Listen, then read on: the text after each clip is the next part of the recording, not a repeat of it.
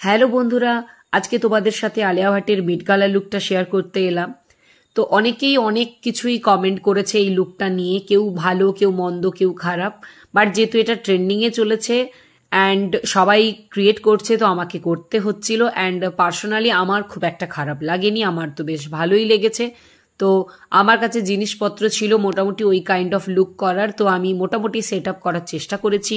একদম হুবহু যে করতে হবে এমন কোনো কন্ডিশন দেওয়া নেই। তো যতটা আমি পেরেছি আমি আমার তরফ থেকে চেষ্টা করেছি। আমার যেটা একটু প্রবলেম হয়েছিল সেটা হচ্ছে হেয়ার স্টাইল করতে। তোমরা জানো আমার অনেক বড় চুল, হেয়ার স্টাইল করতে একটু প্রবলেম হয়। তো তাও আমি অনেকটা চেষ্টা করেছি।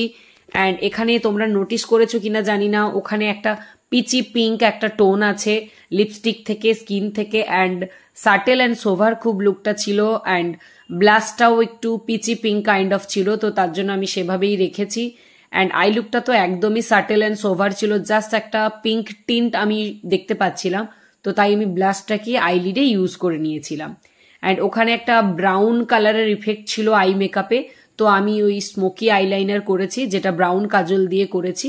অ্যান্ড ইনার কর্নার খুব হাইলাইটেড ছিল, অ্যান্ড গোটা ফেসও খুব হাইলাইটেড ছিল, তো আমি সেইভাবেই আমার ফেসটাকে হাইলাইট করার চেষ্টা করেছি। অ্যান্ড এই মেকআপ লুকে কোনো আইল্যাশ ছিল না, দ্যাট মিনস ফেক আইল্যাশ আমি ওই জন্য ইউজ করিনি।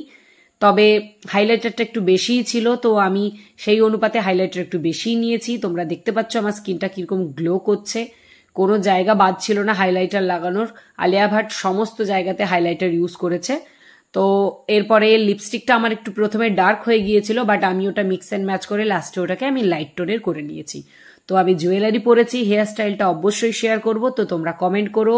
দেখা হচ্ছে নেক্সট ভিডিওতে। Bye bye.